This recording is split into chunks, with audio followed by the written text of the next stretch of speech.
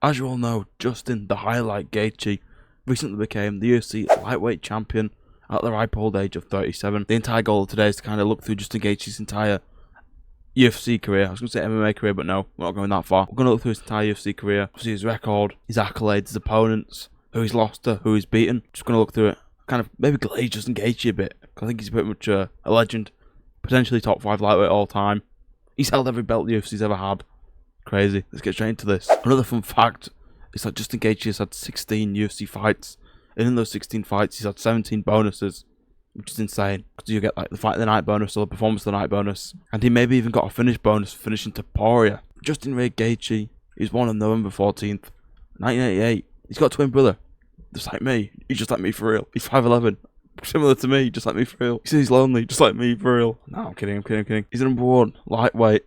He's 11-5 in the UFC. Now he's the lightweight champion of the world. Had a pretty good 25 to 26 career so far. He lost pretty bad at UFC 300 to Max Holloway. My goat, Max Holloway. Just how good is Max Holloway? Bounced back with a win over Rafael Fiziev on Pereira vs. Ankalaev. Then beat Paddy Pimblett at the start of this year. Crazy upset. Then had an even crazier upset when he beat Taporia at the White House. Has to be scripted, bro. What are we talking about? Obviously, it's all due to his coach, Trevor Whitman, goated coach in the MMA game. Coached, 3 world champions now in Rose Namajunas, Kamaru Usman and Justin Gaethje. Close with Corey Sandhagen. Come on. Close with Tatsuya Taira if you trained with him a little bit. Meant to have a fight with Dan Hooker that got cancelled. Ended up fighting Fiziev for a second time. The Dan Hooker fight would have been better, but, Fiziev stepped in, saved the day. Started off Gaethje's streak. It would have been better if he'd have won over Dan Hooker. That's a new blood opponent for him, but, it is what it is. Justin Gaethje's first MMA fight, whether it be amateur or pro, was in 2008, August 2nd. I would have been 1 and a bit years old, which is just insane to think about. A lot of these fighters, though, my favourite started when I was just a tiny little being, bro. Obviously went on to have a very good, Jesus Christ, 16-0 career, 17-0 career before getting to the UFC. 5 title defences deep into his World Series of Fighting career. Holy shit, Dr. Stoppage swollen eye. Please don't say that was some eye pokes. Anyway, he gets into the UFC, signed to the UFC in July 7th, 2017. Coming up on, 9 years ago? He gets a performance of the night and fight of the night bonus against Michael Johnson. Very game opponent, man. This is a sick 2-round fight. I've rewatched it, obviously, because I wasn't an MMA fan in 2017. I was 10 years old. Yeah, this is a sick fight. I've watched it before. I've actually watched, pretty much every single one of his fights. All of them live. With the win over Michael Johnson, it shoots him straight into the top 5. So he has to fight Eddie Alvarez. And suffers his first pro loss. Alvarez at the time had Gaethje's current record now. Obviously, former champion, a lightweight, got defeated by Conor McGregor, knocked out by Conor McGregor. So not a bad loss at all. Eddie Alvarez is a legend, underground king, had tons of belts in every promotion outside of the UFC, bro. So unfortunate first loss, but it's still a great opponent. And in 2017, bro, he lost his belt in 2016. What? That's still prime Eddie Alvarez right there. Then he loses. I was going to say then he has to lose. Then he loses to Dustin Poirier, man. How good? Another undisputed champ on his resume. We're not going to talk about the recent stuff, bro. That shit's crazy, but we still love Dustin Poirier. He's still one of the GOATs. A lightweight in my heart. Anyway, he then goes on a 4 fight win streak.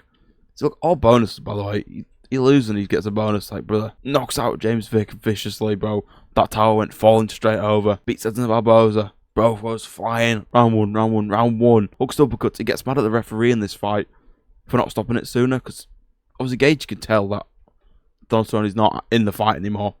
But the refs, they're always going to be a problem. Then on May 9th, 2020, he gets a fight and performance of the night bonus when he beats Tony Ferguson. Spoils Tony versus Khabib for the 5th time, was it? I don't know. 6th time, it would have been. The last punch thrown by Prime Tony was in this fight. That nasty look at the drop Gaethje.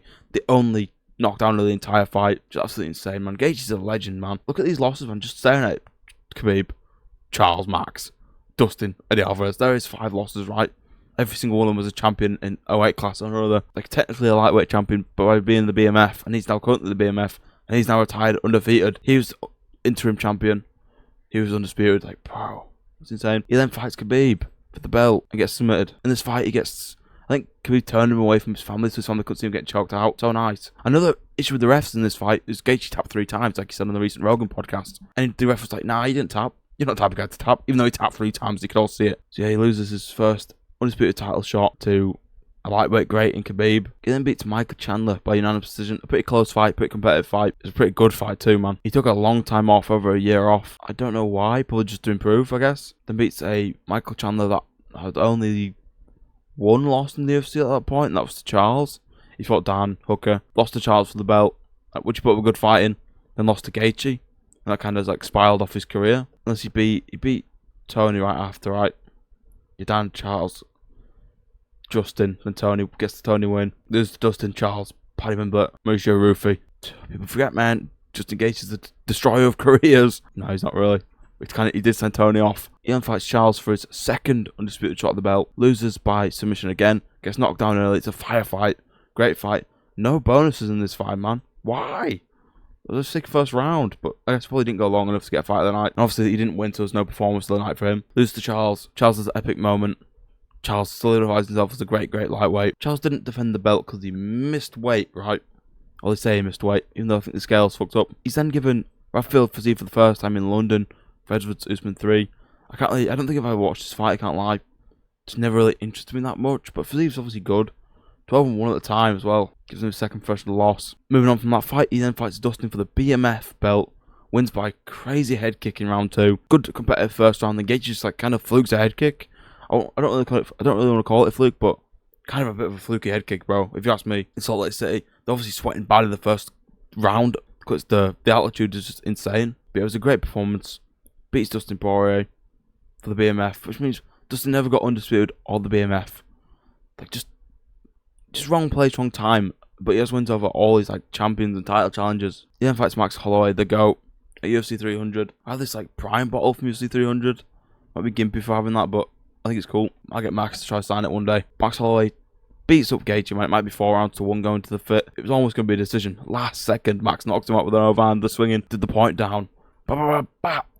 Out cold. Gaethje's out cold. Crazy reactions to that. I've watched it so many times, man. It's actually insane. Max Holloway's one of the greatest ever, bro. I can't even lie. I'm not glazing this video. It's about Gaethje. Bounces back heavy for 2025 going to 2026.